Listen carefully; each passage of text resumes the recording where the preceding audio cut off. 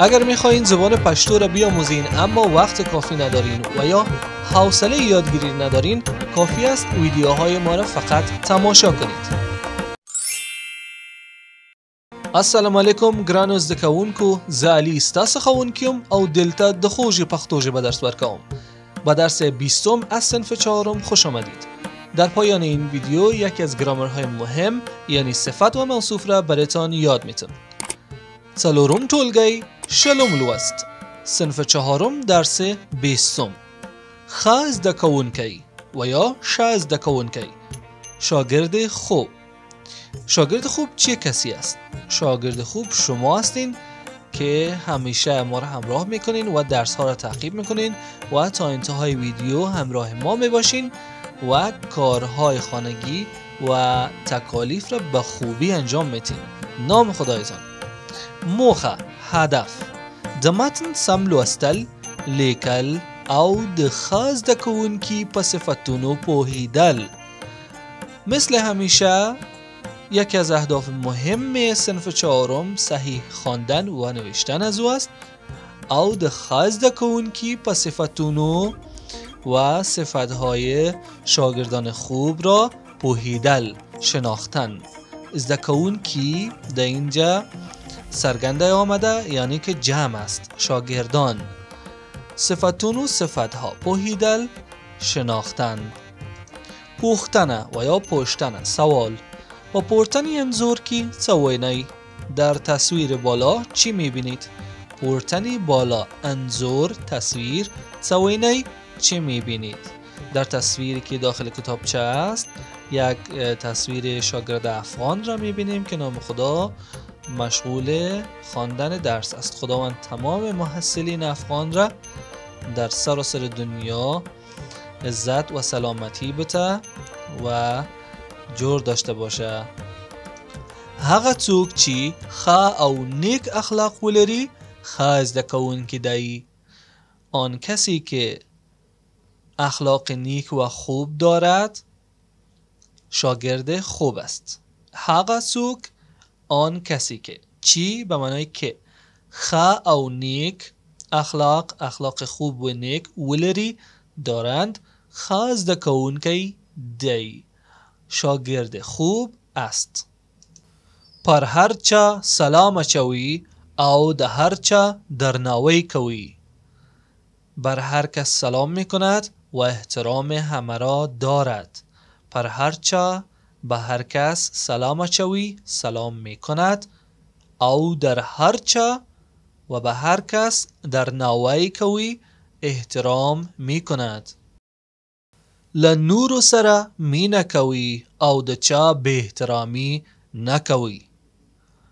با دیگران محبت میکند و به کسی به احترامی نمی کند. له نورو سره همراه دیگران، نورو دیگران، سره همراه. مینه کوي محبت میکند، مینه به معنای محبت و عشق است. او د چا بی احترامی و بی احترامی کسی را نکوي، نمی کند. ښه زده کوونکی د کور په کارونو کې فعال ونډه اخلي. شاگرد خوب در کارهای خانه سهم فعالی را میگیرد. ښه زده کوونکی شاگرد خوب د کور په کارونو، در کارهای خانه، کور به معنای خانه، فعال ونډه به معنای سهم، فعال سهم فعال را اخلی میگیرد، یعنی که در کارهای خانه هم همراه خانواده خود کمک میکند. پر خپل وخت درسونه لولي او کورنۍ دندې ترسره کوي. با وقت خود درس ها را میخواند و کارهای خانگی را انجام میدهد. پر خپل وقت با وقت خود درسونه لولي، درس ها را میخواند او کورنۍ دندې و کارهای خانگی را ترسره کوي، انجام میدهد. کورنۍ به معنای خانه، کورنۍ دندې، دنده به معنای وظیفه است. دندی جمع میشه وظیفه ها. کورنۍ دندې کارهای خانگی، وظیفه های خانگی را ترسره کوي به معنای انجام میدهد. لدی عمله پر هر چا گران او په ښوونځي کې بریالی وي. بنابراین برای همه عزیز است و در مکتب هم موفق می باشه. لدی عمله به معنای بنابراین، از این روی، از این عمل، پر هر چا، بر هر کس، گران به معنای عزیز و بزرگ، او په ښوونځي و در مکتب بریالی وی، موفق است. اما تا اینجای ویدیو را اگر خوشتان آمده و خوابتان نگرفته یک لایک زیبا برای ما بگذارین. خب عزیزان، مثل همیشه یک بار دیگر از روی متن میخوانم. لطفاً حتما همراه ما تکرار کنید تا لهجه و تلفظتان تقویت شود. ښه زده کوونکی: هغه څوک چې ښه او نیک اخلاق ولري ښه زده کوونکی دی. پر هر چا سلام اچوي او د هر چا درناوی کوي. له نورو سره مینه کوي او د چا بې احترامي نه کوي. ښه زده کوونکی د کور په کارونو کې فعاله ونډه اخلي. پر خپل وخت درسونه لولي او کورنۍ دندې ترسره کوي. له دې امله پر هر چا ګران او په ښوونځي کې بریالی وي. و اما میرسیم به لغات مهم این درس. لطفاً بعد از من تکرار کنید. ښه، ښه به معنای خوب. ونډه، ونډه به معنای سهم. بریالی، بریالی به معنای کامیاب. مینه، مینه به معنای محبت. و اما میرسیم به بحث صفت و موصوف. اما صفت و موصوف چی است؟ بسیار آسان. دو اسم هست که یک اسم دیگر را توضیح میده و خصلت از او را میگه. برای مثال شاگرد خوب، هر دو اسم هستند. کدام یک کدام دیگر را توصیف کرده؟ آفرین. خوب شاگرد را توصیف کرده، گفته که این شاگرد خوب است. پس خوب یک خصلت است. هر چیزی که خصلت باشه یک صفت است.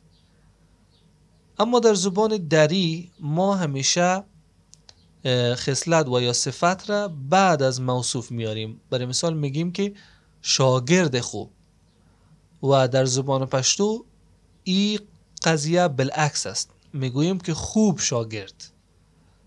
ښه زده کوونکی، ښه به معنای خوب است و زده کوونکی شاگرد. به همین قسم در خط اول درس هم داریم ښه او نیک اخلاق. خوب و نیک اخلاق، یعنی که اخلاق نیک و خوب. و این قاعده همیشه ثابت است، یعنی که شما کافی است صفات را بشناسین و پیش از موصوف و اون کلمه‌ای که میخواین در زبان پشتو او را معرفی کنین بگذارین. و صفات انواع مختلف داره که بسیارش مشهود است. صفات بیانی و توصیفی مانند کیف سفید، کتاب کلان و پارچه جنسیتی هم میتونه باشه، پارچه چرمی، اندازه ها و صفات شمارشی مانند کوچه سوم یا سومین کوچه، سومین در اینجا صفات هست که باز در ویدیوهای آینده بخیر انواع صفات را برایتان معرفی میکنیم. اما چیزی که شما نیاز دارید همین صفتهای مشهود است که همگیتان میفهمین و با او آشنا هستین. اما عزیزان، در انتهای ویدیو لینک آموزشی مضاف و مضاف الیه را برایتان میمانم. ویدیویش حتما تماشا کنین، چرا که یکی از مهمترین مقوله های گرامری هست که بسیار آسان و ساده است اما بسیار کاربردی و در تمامی متون با او سر و کار داریم. حتما شما باید او را بشناسین، چرا که شناخت شما باعث میشه که بیشتر مطالب را درک کنین، بالخصوص در بخش معنی و درک مطلب. و اما برای کار خانگیتان لطفاً یک بار از روی متن بنویسین و یک بار بخوانین و صدایتان را ریکارد کنین و از طریق آیدی تلگرام برای من روان کنین تا گوش کنم و اگر مشکلی داشتین برایتان اصلاح بسازم. امیدوار هستم که این ویدیو هم برایتان مفید بوده باشه. اگر پیشنهاد و یا انتقادی دارین در بخش کامنت برایم بیان کنین، خوشحال میشم. تا ویدیوی بعدی و درس آینده شما رو به الله پاک میسپارم. پاما خدیخه ده خدای پامان.